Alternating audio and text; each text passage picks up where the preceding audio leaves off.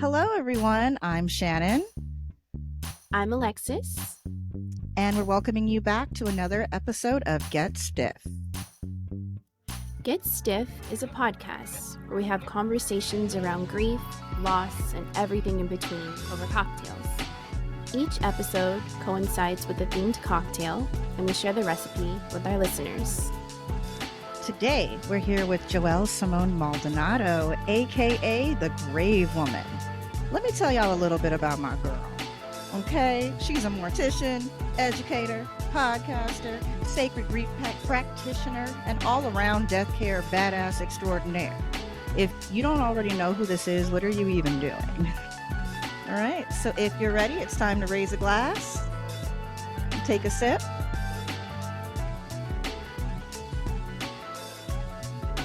and let's get into it. Thank you so much for joining us, Joelle. Thank you so much. I love that introduction, and I love Alexis's podcast voice. Like, it threw me off for a second. She pulled a switch up Thank on you you, so much. She did. She code switched on me. I am a professional in that, I've had We to be. have to be, don't we? So let's go ahead and just kind of dive in. Yeah, I have the question. So how Okay. did you come up with the Grave Woman? Like, I'm so curious. Actually, I thank you for asking that question. I can't say that I came up with it, to be honest with you. I drew a picture when I was 8 years old of myself standing in a cemetery talking through the graves in a microphone that was like I drew the microphone standing in front of me, and I wrote "I am the grave woman" on this picture. I drew that picture on September 11th, 1998. September of 2011, I started mortuary school. I was in mortuary school for 11 months. And towards the end of that journey, my sister and I were cleaning out my apartment, and I found that picture in a keepsake that my grandmother had made me when I graduated high school. And the funny part is, when I started mortuary school, I started a blog called The Grave Woman, having no memory of that photo or drawing that photo. But that is something I used to do all the time when I was a kid. I used to sit on my grandmother's kitchen floor in this very house and talk to her loved ones and give her messages. And that's how the Grave Woman was born. Oh, I love that. I know, 8 Do you years still have old. that picture? Do you have it framed somewhere? I don't have it in a frame. I have it in that same book, but I am going to frame it. And when I write my book, it will be the cover. Love It's on it. Instagram somewhere, like at the start of my timeline. I share it every now and again, but I'll make sure you guys get it in an email or something so you can see it. Yeah. As I commence the Insta stalking quietly in the background. I already knew. But I love that you said it was in your grandmother's, and you're in your grandmother's house right now. I moved back into this house in August of last year, my husband and I. Wow. And you're in South Carolina, you said, right? Beaufort, South Carolina. I don't think I've ever been to South Carolina. I've been in North Carolina a few times, but never South Carolina. Well, maybe you guys will have the opportunity to come next February when I host my first in-person event. Ooh, that would be fun. Wait, what? Tell us more. I want to know more about your event. So the event is going to be the first in-person launch of the Death, Grief, and Black Death, Grief, and Cultural Care Academy. I always get tongue twisted when I say it. And what this event is going to highlight is my culture, which is the Gullah and Geechee culture, and how we celebrate life and death and transition and everything in between during a 2-day exploration of my hometown and surrounding areas. Oh, Shannon, we have to go. Awesome. I was like, oh, this sounds awesome. Yeah. Like, You guys will get to meet my family, learn about how we care for our deceased. And the interesting thing about where I'm from is that about 97% of people of color that originated in Africa can trace their lineage to my backyard, literally the ocean in my backyard. And so it's called the Gullah and Geechee culture because our original culture, some of our language, our religion, the way that we live life in Africa and other areas that we were taken from as enslaved people still lives here. Oh, that's really cool. I think so. So kind of along those lines, I'd be interested if you would tell us about the importance of how you were mentioning culture and kind of ancestral wisdom when it comes to specifically the end of life care and death work. So how would you talk about that? You know, I'm in other areas of life, I'm exploring this whole cultural intelligence thing, right? And I think a lot of times we think about culture from a standpoint of, oh, this person is from this place or this person is from this place. How do they live life? Right. But I really think it's important to look at ourselves. And I'm stealing this from a TED talk. These are not my words. These are, I'm just paraphrasing what this lady said. I can't remember her name. But what she said is that it's important that we look at ourselves and how our culture benefits us and how it holds us back. Specifically as it relates to death care, I feel like it's more important to look at how our cultural experience holds us back as professionals from truly inviting others to truly express what they need to in times of transition, at end of life, and especially during funeralization and memorialization. So I think to answer your question, it's important because as you all know, it's our job to show up as a blank canvas for those that we serve. And in order to do that, you have to say, okay, this person may not grieve, may not pray, may not celebrate, or may not mourn the way that I do. So, how do I hold space for them in this moment?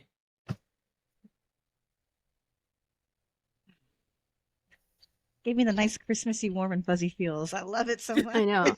Seriously, just listening to you talk, I'm like, everything you say, I'm like, oh my gosh, that's so right. Absolutely. I want to shift gears a little bit.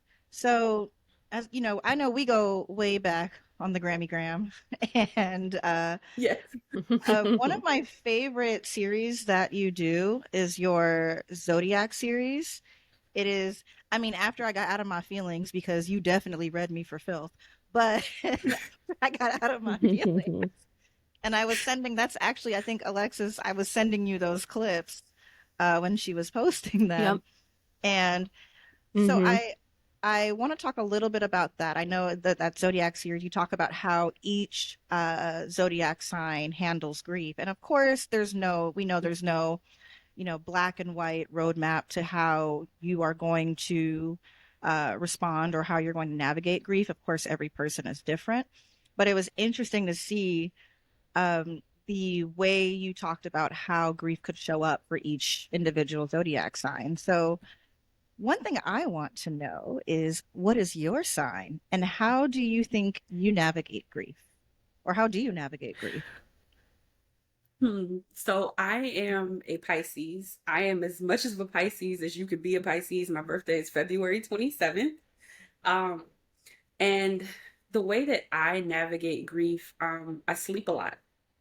I like to get that warm, cozy, full feeling. I was listening to what you were saying about needing something warm in your belly. I like to get that full feeling, like after a good Southern home cooked meal. And then I find myself sleeping a lot. Being a Pisces, I also am an escape artist. So I will find creative ways to escape the reality of what's going on around me, whether it be navigating other people's feelings to an extent or just to escape from whatever the emotion I'm feeling in that moment. And I have to catch myself because we all know that that's not a healthy way to deal with things. I don't want to say healthy. That's not the best way to deal with things. So as I've gotten older and more in tune with the way that I navigate grief, I have to become intentional about setting boundaries for how far I allow myself to escape. I was sharing with Milan and Alexis while you were troubleshooting, Shannon, that that series is like one of the most popular series that I have, but it also pulled my card to an extent because I wasn't as into the zodiac signs as it may have seemed originally. I would have people leave comments like, um, a Taurus rising, Scorpio moon, and I'm like, okay, I have no idea what that means. So it caused me to dig a little bit deeper and learn a little bit more. But that series was 100% inspired by intuition, spirit, and needing to get that message out there, especially during COVID. But I'm glad you guys enjoyed it. Oh, we loved It it. was fun for sure. I Yeah, absolutely loved it loved it. so much. And I was like, I'm the yeah. same way. I'm not super into the zodiac. I know Alexis is definitely a bit more well-rounded in that aspect than I am because I'm like, oh, so what do I do when, Mercury is in the microwave and Venus is in Gatorade and, Taurus is in, I don't know, microbraid. Like, what do I do? I'm in my feelings help. Versus me, I'm like, I blame everything on the moon. I'm like, oh my God, this is the moon rising right now. Mercury is in retrograde. My sign, this is what this specific full moon means for my sign. Like, I'm very, very into the signs. I'm a Capricorn though, so you know. I live with a Capricorn. My husband's a Oh, bless Ooh, you. yeah. You know what though? I've heard water and earth go very well together. I heard water and earth go very well when together. they do. Yes. I'm When I'm a they do. Cancer, so I am just a big ball of feelings, but I'm true to form, very prickly on the outside, very squishy once you get in there. But my partner's an Aries, so lots Mm. of fire. Yes, lots of fire, but it's good because that water can douse that fire if need be. And then, in reverse, I guess, uh, the fire can, heat up that water when it needs to. So it works very well. It's a very good balance.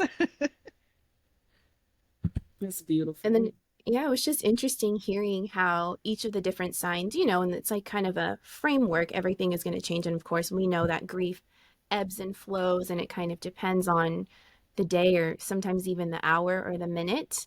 And as someone who is, you know, like Shannon and I, very deep submersed in grief work, I'm just kind of curious how you yourself, because grief work can be very emotionally and sometimes even physically kind of draining and heavy. What things do you do to decompress? I take breaks. I take long breaks. Like I have not worked full time in the funeral home for over a year and a half.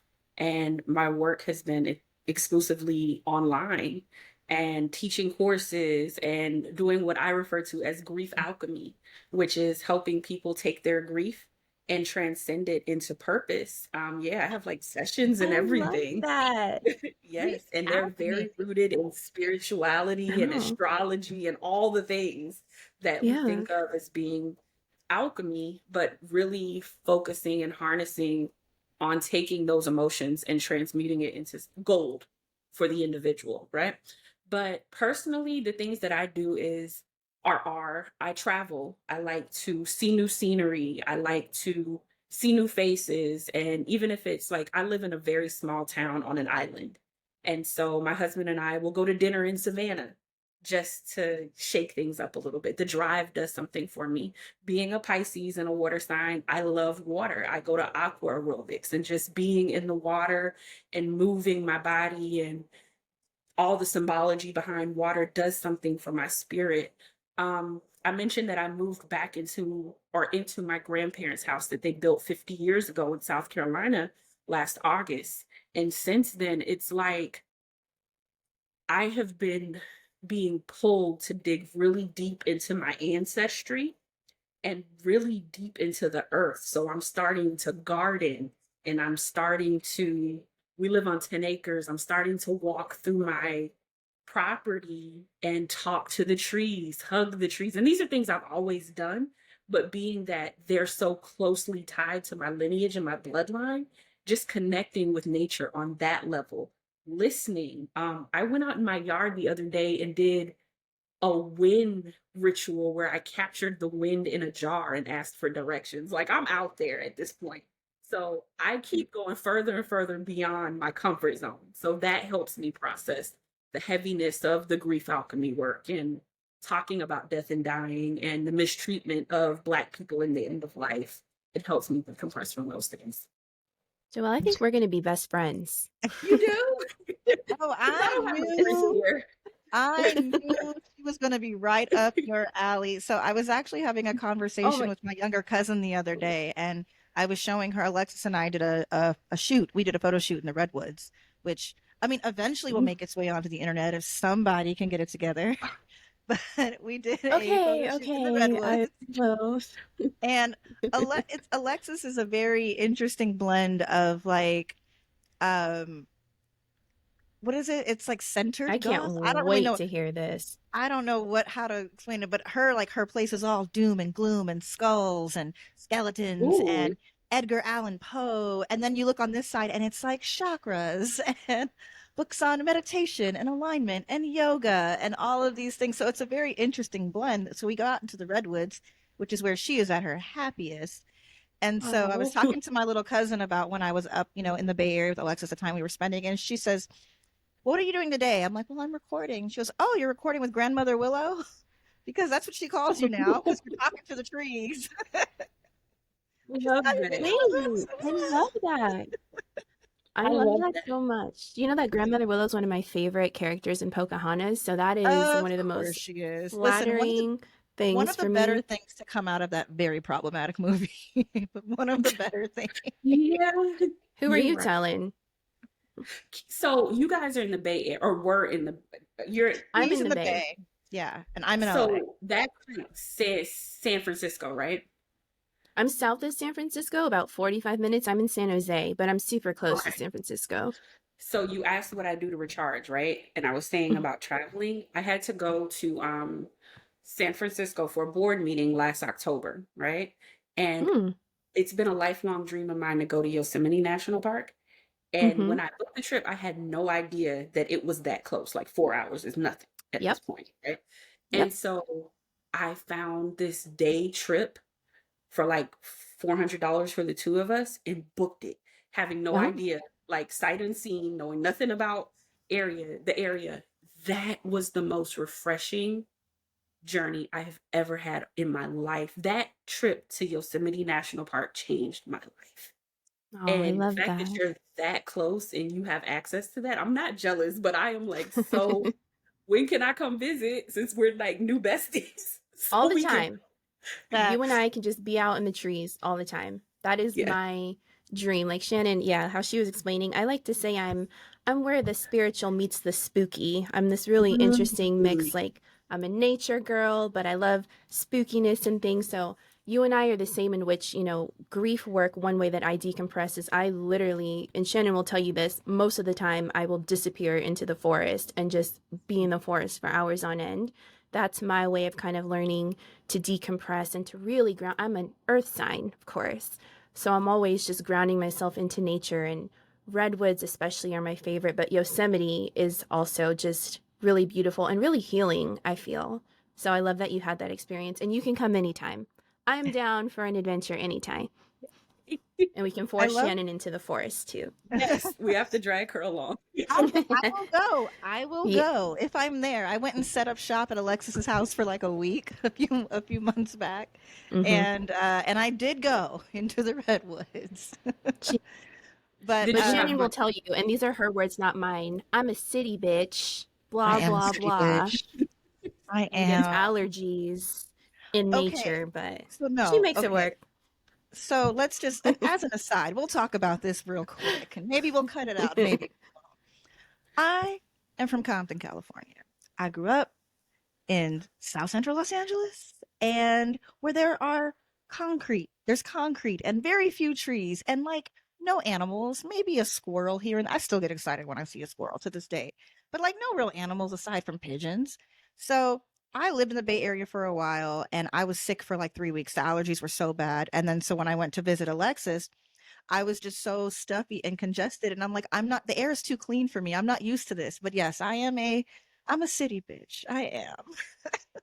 She But- uses that excuse like I also didn't grow up in LA. I am very much also from Los Angeles too, but I've molded into Because you getting you used to this acclimated. environment. So I Yeah. A love that woman what of you the said Lord. about exactly. I love what you said about kind of taking a step back, from the traditional funeral home and using that space to create and to make sure that you are in alignment with. And I love how you refer to that higher power of spirit. I've heard you do that, uh, numerous times throughout our interactions, and I love that. I love that it's because you can tell it's so personal to you, but it's also very interpretive for anyone else who hears it, regardless of what religion they practice or don't practice, whatever soothing techniques they use for themselves.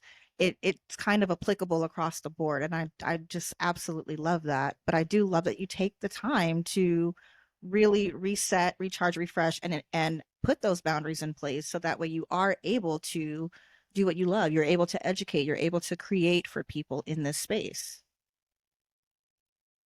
Thank you. I appreciate that. And it sounds so wholesome when you said it, but it wasn't as delicate of an experience as you make it so eloquently sound. I really, the name of your podcast is Getting Stiff. I found myself getting stiff a little bit too much. I'm very open about the fact that when my uncle passed away and when I was doing my apprenticeship and transitioning into licensure, I was drinking too much and I didn't like the way I felt. I didn't like the person I was becoming. And through therapy and through really some self exploration and going into some really deep, dark places within myself, I realized that I was adapting the very thing that killed my uncle in a way of protection, in a way to connect with him because I was so angry with him because he passed away from abusing alcohol for years and years and years and years. And we tried everything we could to get him help. But of course, as anyone knows who's dealt with a person who's struggling with a drinking problem or drinking addiction, any type of addiction, the person has to want to get that help themselves. You can't force that upon someone. And so I decided that the best thing that I could do for myself was to take a break of months away from my licensure, getting my licensure and finishing that apprenticeship. I stepped away and it was the best thing that I could do for myself. And I promised myself, okay, I don't necessarily feel like I need to stop drinking, but I do need to put these boundaries up in my career and personal life. Absolutely. And look, she says as I took a sip while she's telling this beautiful story. My I goodness. literally watched you do that. And I was like, But I agree. And you know what? That's a very solid point because a lot, especially in our industry, there are a lot of funeral directors who are alcoholics. And Mhm. it's very easy to just, oh, that was a hard day. Let's go get a drink. Oh, that was a hard day. Let's go get a drink. And so even me, I remember having to be like, okay, I'll take breaks. I'll do a couple months here and there where it's like, no, I'll do a sober January or I'll do like the summer, no drinking, things like that. But even now it's like drinking during the week. It's like, no, and find new ways to self-soothe. So it's like whether it's a Mhm. boxing class. I love spinning. I love cycling. Alexis hates it. She likes to be in the redwoods. I like Not to my go thing. hop on the bike. But it's about finding ways to self-soothe that aren't detrimental, finding a way to make yourself feel better that is also good for your body. And it like you said, it doesn't necessarily mean, I mean, mama likes a cocktail, but it's not my primary go-to for soothing purposes.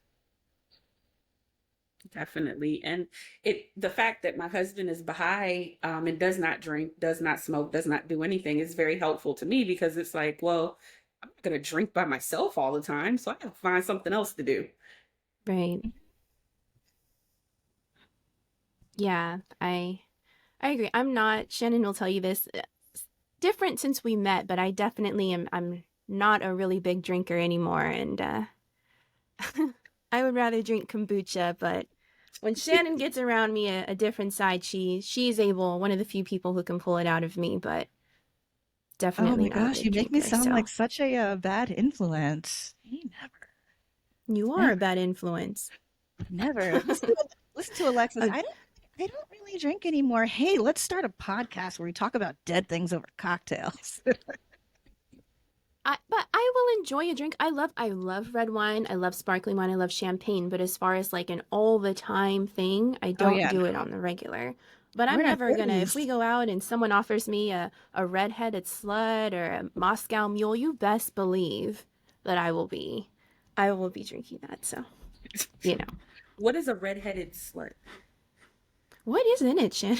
What you saw the face I made. I I haven't. honestly I don't. don't think I've had one of those in years. It's like, what is it? It's like Jägermeister and something else. Oh my gosh! And now I can't think of it. It's like Jägermeister and some kind of soda, and it's a shot, and it's very very sweet. It's almost syrupy, and it is a series of that. Like basically, if you've decided the second you say yes to one of those, you have made a decision about how that night is going to go. You have made a decision, Oh, and that is all I'm gonna say. I have to I would remember say to that we not had a eat great night the last time that we had a bunch of them, but you know, to each their own. Anyways, let's not reminisce too much about the. Go to the bathroom for bumping into me. I, Ooh. you know what? You call it fighting. I call it defending your honor. Okay, I was ready. I was ready. I was ready. That's all I'm gonna say. That's funny. Moving on. But anyways, yeah. So Joelle, question. So we talked about your Zodiac series a little bit. You have an amazing slew of other things that you talk about, like a lot of black hair in the funeral industry, and you have just a very diverse content page, pretty much all across everything, YouTube, Instagram, all of your great platforms that you have. But I'm curious, across all of them, what is the main message that you want people to take away from all of the content that you create? That's such a great question. I'm trying to figure that out. I think the thing that I'm trying to communicate, again, being a Pisces, my brain is a million different places all the time, like, ooh, this, ooh, this, ooh, this. But when I wanted to get into death care, I had my uncle Mark, he would talk to me and answer my questions about any and everything from what happens to the organs when they're taken out for an autopsy. I'm asking these questions at 7 years old, by the way. Like from what happens to this person when they're in the ground, right? And I think that's what I'm trying to be for other people. When someone loses someone that they love, or when someone is interested in getting into this profession, I think that um it's almost like a rite of passage to be able to ask your questions and get honest answers. And I think I'm trying to serve as the vessel for those honest, open answers and discussions. I love that. Open vessel. I know. I think everyone in this industry kind of becomes that go-to person for their family by default. But I love that you are kind of taking that and moving with intention. And it's like, well, if you're going to come to me about these things, let me make sure I've done the research. Let me make sure that my answers are coming from a place of love and intention, and to make sure we set you on the right path. And so that I think is definitely beautiful, because again, that's we are the go-to people for our friends and family. That's just kind of what happens. um, but finding a way to turn it into something that is educational and that everybody can get something out of. And I mean, yes, I know you have your courses where people can learn, and not just people on the family side, not just, the families that we serve, but other funeral directors, can take courses and learn. And that's actually what I know we kind of touched a little bit on, black hair and in the funeral industry. And that's something that I'd love to talk about next. There's a quote that I have saved that you posted on your Instagram. I don't remember how it was some time ago, but you said that black hair care for death care is not the trick of the trade. It is the trade. And that, honey, because, and I know we've talked about this many times offline, just in my experience, even where I've seen so many funeral directors be like, oh no, you need to bring in a wig for her. Or, oh, what are we going to do if someone has braids or someone has dreads? And it's like, they don't know what to do. And it's just like, do you not know I mean, black people die too. And how do you not know how to care for this person? Like, it was mind blowing. And I was fortunate enough in my start in the funeral industry to work in a black owned funeral home. Um, so a lot of those skills and things I was taught early on. Because again, we know I have, like I said, 3A, 3B here at best. But learning how to care for hair types that are different from my own, anyone can learn this. And I remember having interactions with former colleagues that would say things like, "Oh, well, well, you're black, so of course you know how to do black hair." What? What? We all first, we're not in we don't exist in a monolith, or we don't exist in a vacuum. You know, we don't have all of the same anything. So I kind of want to talk a little bit more about properly caring for black hair in the funeral industry, and what do you think the industry is doing right now, if anything, and what could be done better?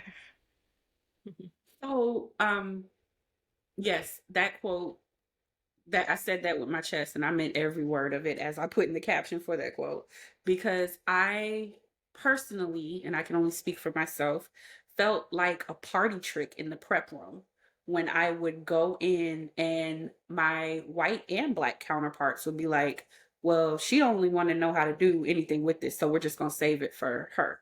Well, we're all at this point getting paid somewhat of an equal salary. We're all licensed professionals, and we're all responsible for the care of every decedent that comes through these doors, not just the ones that we pick and choose to care for. Um, so that was part of that quote. The other part was that, as you guys, or as you ladies know, when we go to mortuary school or become licensed, or even, I know you all are a little bit different in California than we are in Georgia and South Carolina, but there was no conversation about caring for people that look like me on any level in mortuary school. We learned how to take care of Jewish people. We had a whole day's worth of content or education about the Hever Kadisha, or about how these individuals had to be prepped in a certain way. We talked about Roman Catholicism. We talked about the Mormons. We talked about Christianity, but we talked about nothing else. And people that look like me that I love, I'm thinking, well, what's going to happen if my mom or my dad or even me comes into the funeral home and I'm in your care? Are you going to be able to take care of me?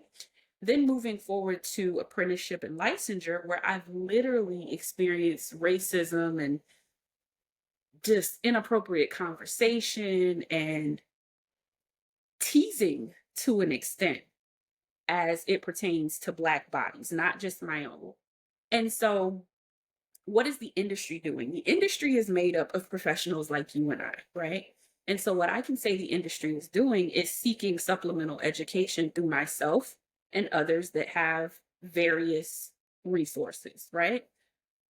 My problem and my issue is with the standard mortuary science education, where a person can sign up for mortuary science curriculum, receive a degree, take a test that says that they're a competent professional, and have no conversation about how to care for a Black or brown person. That's a problem. And so the industry, the professionals themselves, are reaching out and looking for the very information that myself and others provide. Our education system, not so much. They're doing the complete opposite in some sense. Now, when I say the education system, I'm talking about the governing body, not the professors and the administrators of certain programs, because I've had conversations and have worked with some of them. So I just need to clarify that for legal purposes. That kind of brings me to I hope I answered your question. No, you did. Oh, honey. Okay. So I want to talk a little bit about what you said in terms of how funeral directors, or you just even, you can go to school, you can get licensed. For example, in California, I didn't go to mortuary school. We can become licensed as long as you have the equivalence of an associate's degree. And so what I did was I actually took my licensing exam. I was already working in a funeral home when I was in my bachelor's program. And once I had enough credits while I was still in school and also working at the funeral home, I took the licensing exam and was able to become licensed. So everything that I have learned in a prep room on, just hands on. There is an older mortician that I talk about named Mr. Jones, who whose name I will never like. If you know, then you know, but whose name I will never reveal because I know he would hate that. But he would just be like, "Come on back here, let me show you something." And that's how I learned. That is how I learned. Between that and like Googling or just asking other professionals that were in the same industry, that is how I learned because there were no, especially at that time, I'm a dinosaur in a sense. I got into the field in 2008 and licensed in 2010. There was nothing, we didn't know each other then. Instagram didn't exist. We had no way to connect and really kind of hone that craft. And so I think it's very important. But I also want to talk a little bit about protecting our cultural traditions and and practices and norms, especially in the wave of this natural burial movement, how things are kind of shifting. And as we know, as Black women, there is a lot of pomp and circumstance when it comes to saying goodbye to someone we love. I know, especially, in my family, we're Creole. So there's a whole other layer, and half of that Mhm. family is Roman Catholic as well. So there's a lot going on there. And how do you think someone who is, or what, let me rephrase. We're going to cut this out because I'm jumbled. What advice would you have for someone who is struggling to find a way to incorporate their culture in their end of life decisions? And how would you recommend they advocate for themselves while doing that? That's a really good question. Let me think about that for a second. I just don't want to say words. Can I think about that and come back for a Yeah, we second? can come back. We can talk about Okay. look, we can talk about the I mean, I really want to spend some time talking about the erasure of culture in the natural burial movement. Mhm. Because while I am very excited, and even we talked about, how you all are very in tune with the earth and, being kinder to her instead of being more destructive. And natural burial, natural disposition options are a part of that, are a part of making sure we're kinder to the earth. But because our culture, and again, I can only speak for myself as a Black woman, so much of our traditions and practices are steeped in things that are harmful to the environment. So, is there a solution? Do you think there is a way that we can shift to being more conscious of our impact on the environment without sacrificing our cultural traditions and practices? I think Black people, indigenous people, need to be the manufacturers of more products that reflect our beliefs. Because I don't know of any Black manufacturers that are creating the biodegradable caskets, urns, burial products, funeral products. Are you?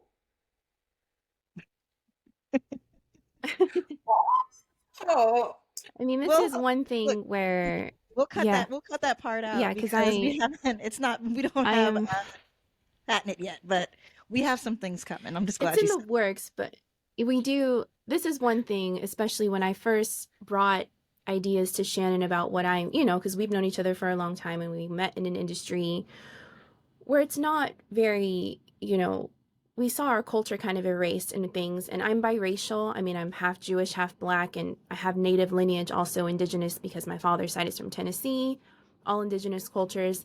And this is something that when I brought up to Shannon about possibly starting this amazing thing and every other crazy thing that we're working on, I really wanted to make sure that we found a way to care for Mother Nature while ensuring that we were able to recognize the importance of culture at the end of life and in death care.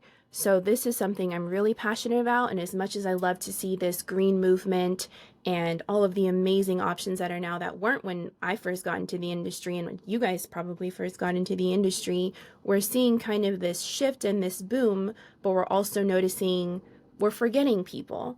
And I don't think that that's okay. And I really want to find a way and have been brainstorming about ways to make sure that we include people in these new cycles, whether that being aquamation or natural burial or terramation. I really, because like you said, we haven't seen people who look like us offering those things.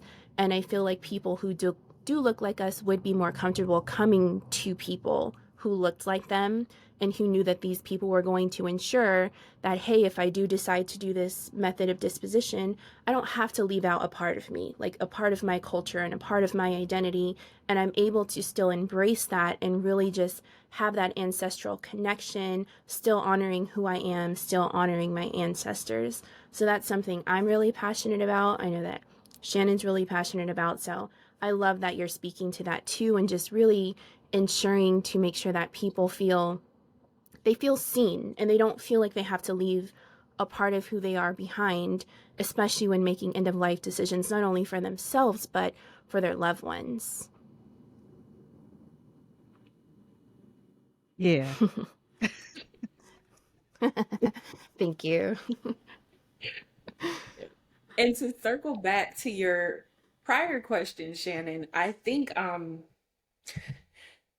I don't want to generalize this. I don't want this to be a generalization, but I think a lot of the pomp and circumstance is cultural, right? Definitely, without a doubt, without question. But I also feel, as with many things at the end of life, when we get into the overspending and the psychology of how and why people choose the products and the way that they're placed, I almost got to the point where someone could walk into the arrangement room, right? Or into the display room, and I could pick up the relationship they had with this person. And if it was a relationship where they were the caregiver, or they had a good relationship and everyone was at peace, or at least the person making an arrangement or funding the arrangement was at peace, I could tell where we were going to go financially. If that was not the case, I knew where we were going to go financially as well. And so I make this statement based on that experience. I think a lot of it is guilt spending and guilt pomp and circumstance to an extent.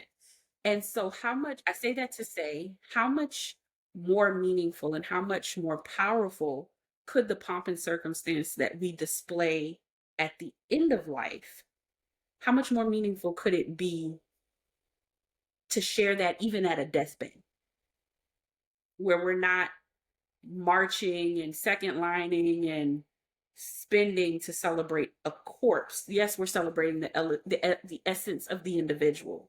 But what if we were to have that time together and have conversation, or hire a therapist, or go on a trip, if possible? That's just where my mind goes. So that answers that first part. The preservation of culture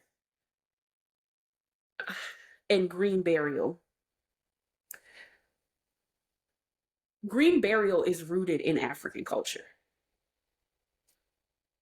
That's that, period, right? However, the way that it is marketed here in the United States is very whitewashed. Talk about It is it. it is very directed to middle class white women. Period. That's what you see in the online posts. That's what you see in the marketing online, the marketing on television. Very whitewashed. So how do you preserve culture in a system that is not intended to necessarily include you? Because the providers of some of the biggest names in eco-friendly death care don't look like us. And there are some people like Melissa or the modern mortician, that are very sensitive to those things, not just for Black people, but for all cultures. She works with Cambodian families, Chinese families. And when we say Black families, again, like you said, we don't live in a vacuum. We're not a monolith. You have Caribbean, you have Creole, you have Northern, you have Southern, you have Midwestern, you have Pacific. You have so many different nuances. So, I mean, I really don't know the answer to that question right now. I love that you brought up Melissa. We actually had her on the show a few weeks ago, and we I had love Melissa. we same, and we asked her the very same question. And I what I love about Melissa is that she is not afraid of the hot seat. She's like, I'm a white woman in this space, and I get that, and I recognize my privilege, and how can I help? And like that's my girl. Right. That is my girl. But And that's not just her on TV, that's her to her no, that's core. her. That is her. And And that's what people can't stand. Hmm. facts. People can't stand. They ask for But we fucks with you, Melissa, transparency. the wrong We way. do. Well, a lot of people will ask for transparency, and then when you give it to them, they'll be like, "Oh, I didn't mean that transparent. Like, I didn't mean the Hmm. truth. I meant like the filtered transparency." And so, but we had talked about that, about how to even change the conversation to, because I think not only, like you said, these providers don't look like us, but I think the overarching narrative for years has been, in our community, we don't talk about death. You invite it in. We don't want to even we don't even want to entertain that. And so I think even Mhm. before taking that extra step to actually provide these options, I think there are, a lot of conversations that need to happen, like what you're doing and using your platform for. Yes, you are educating other funeral professionals, but you are also providing this level of education to the public, that where it's like, hey, we do exist. We are here. People who look like you, people who care about you, people who care for you. We are here, and we are here to to make sure that this business does stay inclusive, because like you said, natural burial practices do have roots in Africa, just how a lot of these wellness practices and lifestyles, did not they all originated in places where the people are brown. And we can save Yes, the other ma'am. conversation for another day. But a lot of those practices did originate in lots of different indigenous cultures that now have been kind of marketed to a are you burning incense? Go I am. ahead. I have my little Hey. sticker. I just saw the smoke. I'm like, ooh. They've been marketed to, to now this widespread American culture, and it's been kind of watered down to the point where it doesn't even, not only does it feel like it's not for us anymore, it feels like it's almost like they're saying, "Oh, it was never for you." What do you mean? What do you mean it started there? No, it didn't. So, Creation at its best. And I'm kind of, like I said, I'm going further and further out there, and I'm so sorry. I hope I didn't cut you off. no, you're good. I've been wanting to go on an ayahuasca journey, right? And the thing that's stopping me, because you have like the rhythmia or rhythma, I hope I'm saying that correctly, in Costa Rica and other countries. None of these people look like me. So if I start having some type of traumatic release, how do you even know how to relate Mhm. to what is coming up and out of me without being offended or in your feelings or afraid, you know? And I think about that a lot of times when I'm creating content, like what what questions do the people that look and think like me have? Like even about your braids. You look so different with your braids. You're a stunningly beautiful woman, but you look even more stunning with your braids. Like it's just like what questions or what experience are other people that look like me having? And I think when again, the marketing, right? How would they even begin to market to us what is already our own, if that makes sense?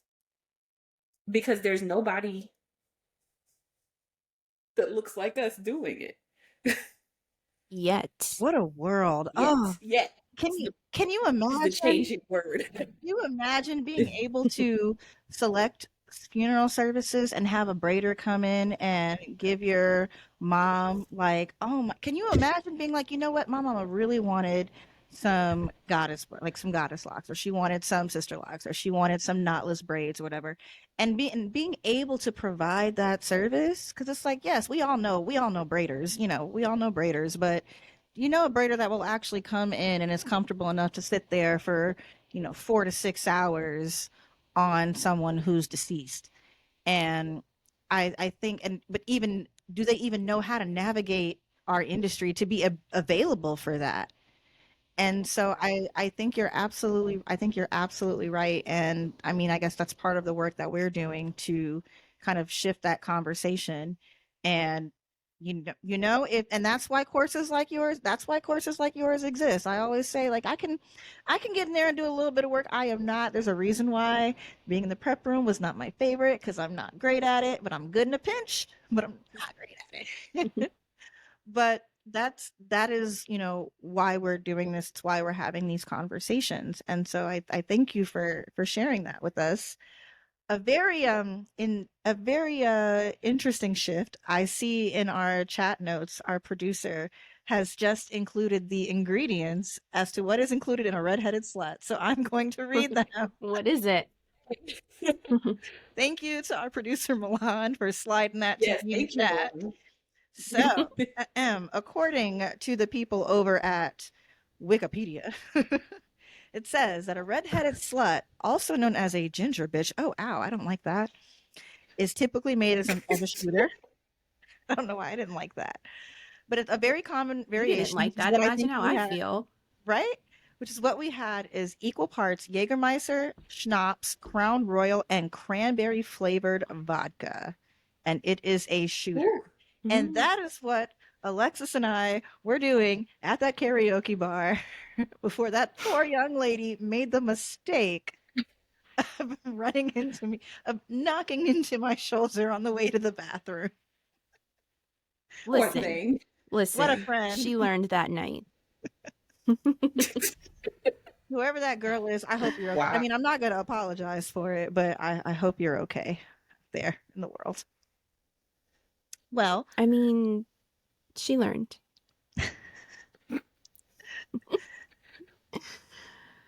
Oh, so after all of that, I'm curious, Joelle, how would you say that you want to be remembered? I want to be remembered for dying empty. mm, I don't want there to be anything left in me to come out. I want to get it out. Like, I want to die empty. That is my goal. you hit us with a word just now. Wow. I know. I love that. Like, you've just given everything of yourself, that there is just nothing left for you to give.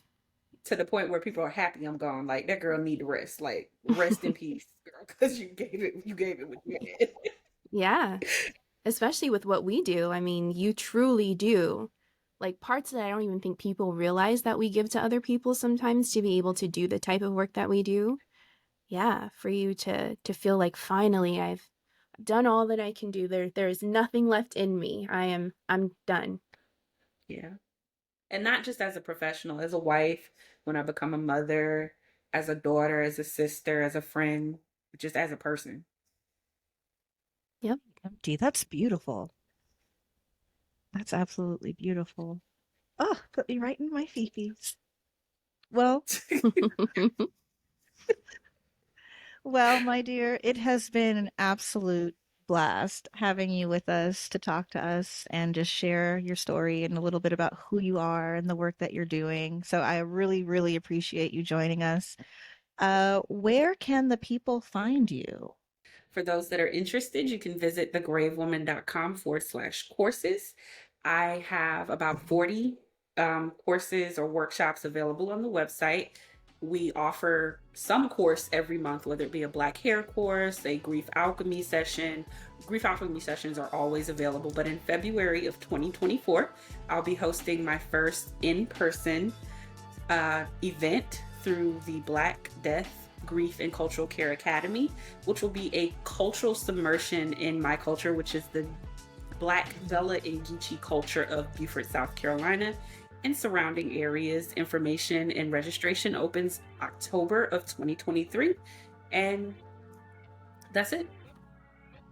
As always, you can find me on Instagram at iDoDeath, on TikTok as i.do.death, and you can see what I'm up to on idodeath.com. You can follow the show at Get Stiff Podcast. And you can find me everywhere at Death with Lex. So, as always, Thank y'all for me. thank you so much for joining us. And as always, this has been Get Stiff, Stiff Talk, Stiff drinks. and we out. Bye. Get Stiff is produced by Milan Reed. Do you have a topic you want to hear us get into? A drink recipe you'd like to recommend? Do you have a story to share? We want to hear from you. Get in touch at getstiffpodcast@gmail.com or reach out to us on Instagram at getstiffpodcast.